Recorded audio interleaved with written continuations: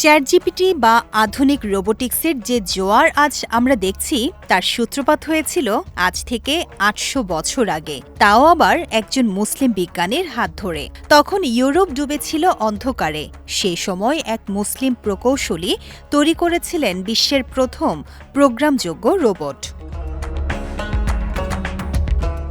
১১৩৬ সালে বাগদাদ, বর্তমান তুরস্কে জন্ম নেয়া বদিউজ্জামান আল জাজারি ছিলেন একজন অনুকরণীয় মুসলিম বিজ্ঞানী এবং প্রকৌশলী। তিনি সুলতানের রাজপ্রাসাদে প্রধান প্রকৌশলী হিসেবে কাজ করতেন। তিনি শুধু বিজ্ঞানী ছিলেন না, একজন ধর্মপ্রাণ মুসলিমও ছিলেন। তার সবচেয়ে বড় আবিষ্কার ছিল the book of knowledge of engineers mechanical devices.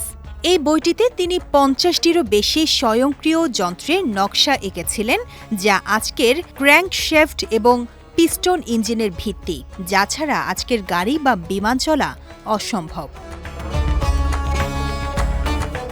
সে সময় আল জাজারি এমন একটি রোবট তৈরি করেছিলেন যা সুলতানের অজু করার জন্য স্বয়ংক্রিয়ভাবে পানি ঢালত এবং অজু শেষ হলে রোবটটি নিজে থেকেই সুলতানকে তোয়ালে এগিয়ে দিত।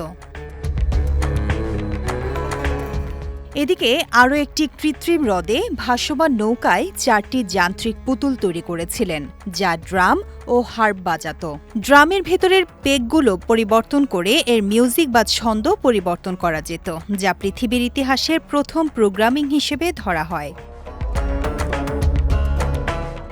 অন্যদিকে হাতিঘড়ি আবিষ্কার করেছিলেন তিনি। এটি ছিল একটি প্রযুক্তির বিস্ময়। একটি বিশাল যান্ত্রিক হাতির উপর রোবট বানান তিনি, যা প্রতি আধা ঘন্টা পর পর স্বয়ংক্রিয়ভাবে আওয়াজ করত, পাশাপাশি ড্রাম বাজাত এবং সময় জানাত। এতে গ্রিক, মিশরীয়, ভারতীয় এবং ইসলামী প্রযুক্তির এক অপূর্ব সমন্বয় করেছিলেন আল জাজারি।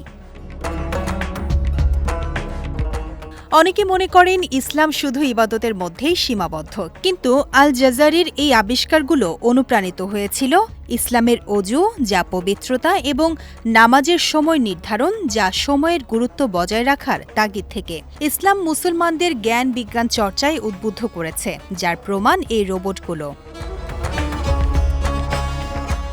আমরা আমাদের এই গৌরবোজ্জ্বল ইতিহাস জানি না, তাই পশ্চিমাদের তৈরি প্রযুক্তি ব্যবহারের পাশাপাশি আমাদের নিজেদের ইতিহাস জানা এবং নতুন কিছু আবিষ্কারের জন্য অনুপ্রাণিত হওয়া জরুরি। বিজয় টিভি নিউজ ডেস্ক।